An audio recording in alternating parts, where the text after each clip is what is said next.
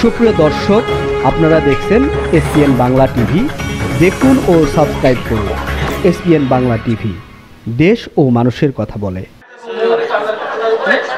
আজকে ওনাকে দেখে আল্লাহ খুশি হয়ে গেছে, কারণে দীর্ঘদিন পরে কিন্তু দেখা ওনার সাথে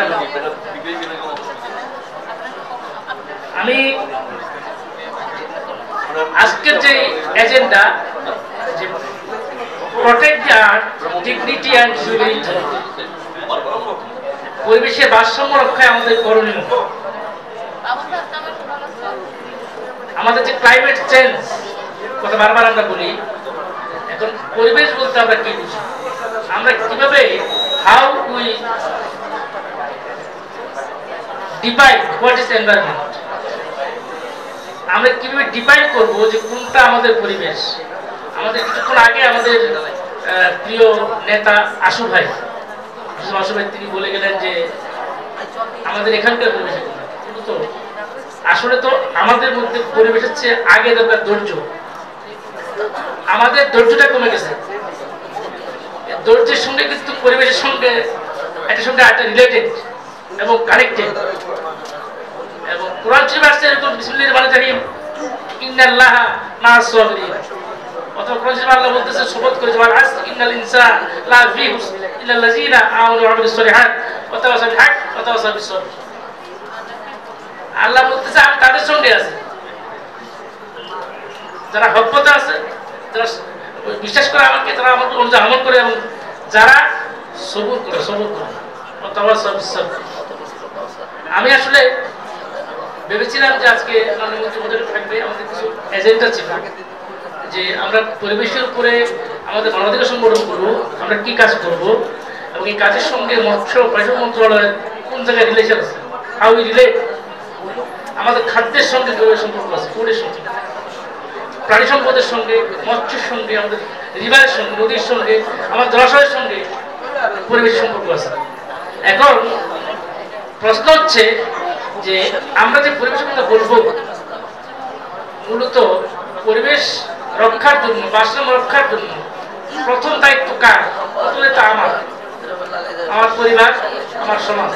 আমাদের সামাজিক পরিবেশ কি ঠিক আছে? ঠিক নেই। আমাদের শিক্ষার পরিবেশ কি ঠিক আছে? এডুকেশনের পরিবেশ কি ঠিক আছে? আমাদের কি রাজনৈতিক পরিবেশ ঠিক আছে? Political environment. আমাদের কি সোশ্যাল এনভায়রনমেন্ট ঠিক আছে?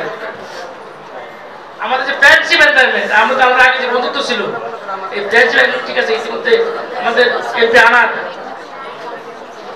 সবসময় তিনি হত্যাকাণ্ডের শিকার হয়েছে, তারা আত্মরক্ষার কামনা করে, কিন্তু এই যে বন্ধু কর্তৃক পরিবেশে পড়তে কোথায় পরিবেশ নাই? যদি আমাকে কষ্ট করা হয় পরিবেশটা কোথায় নাই, এবং এটার রিলেশনশিপে পরিবেশের কারণে আমরা কোথায় আমাদের বৈষম্যবোধ, আমাদের বিবেককে আমরা কেন জড়াজড়ি দিচ্ছি? আমাদের যদি হিউম্যানিটি নাই, আর যেহেতু আমাদের হিউম্যানিটি নাই, সেখানে আমাদের ডিগনিটিও নাই। কারণ হিউম্যানিটির সঙ্গে ডিগনিটির সম্পর্ক, আর হিউম্যানিটির ডিগনিটি দুটোর সঙ্গে পরিবেশের সম্পর্ক, এনভায়রনমেন্টের সম্পর্ক একটার সঙ্গে একটা রিলেটেড, ভেরি মাচ রিলেটেড। আমাদের একটা কম্পোনেন্টের সঙ্গে আর একটা কম্পোনেন্ট রিলেটেড।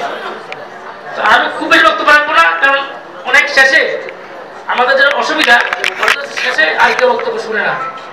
কারণ এখানে কালচারাল প্রোগ্রাম আছে, আপনারা দেখবেন, কিছুক্ষণ পরে আপনারা খাবেন। কিন্তু আমি শুধু আপনাকে একটা কথা বলবো, বিনীতভাবে বলবো, যে আমরা স্ব অবস্থান থেকে নিজের দায়িত্ব নিজে পালন করব এবং পরিবেশ রক্ষা করব।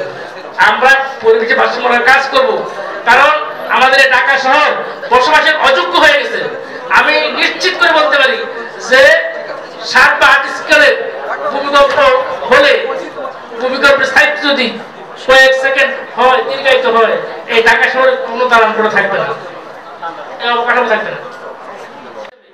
অনুরোধ থাকবে আমাদের জাতির পিতা বঙ্গবন্ধু শেখ মুজিবুর রহমানের যে কনসেপ্ট, সোনার বাংলা কনসেপ্ট, এখন আমাদের মাননীয় প্রধানমন্ত্রী ইস্পাত বাংলাদেশের কনসেপ্ট, সকল কনসেপ্ট বাস্তবায়ন করার জন্য আমাদের পরিবেশের ভারসাম্য আগে ঠিক করতে হবে। আমাদের ক্লাইমেট চেঞ্জ, আমাদের জলবায়ু যে বিষয় ঠিক করতে হবে, আমাদের সিভিল সোসাইটিকে স্মার্ট হতে হবে। অফকোর্স এখন আমাদের সিভিল সোসাইটি আছি, আমরা আমাদের দায়িত্ব পালন করছি কিনা, আমাদের সিটিজেনরা আছে, নাগরিকরা নাগরিক দায়িত্ব পালন করছে কিনা, এই নাগরিক দায়িত্ব পালন করতে হবে। আমার এলেবলে বক্তব্য আপনারা মনোযোগ সবাই শুনেছেন, সে কারণে আপনাদেরকে আরেকবার বিনম্র শ্রদ্ধা। আসসালামু আলাইকুম।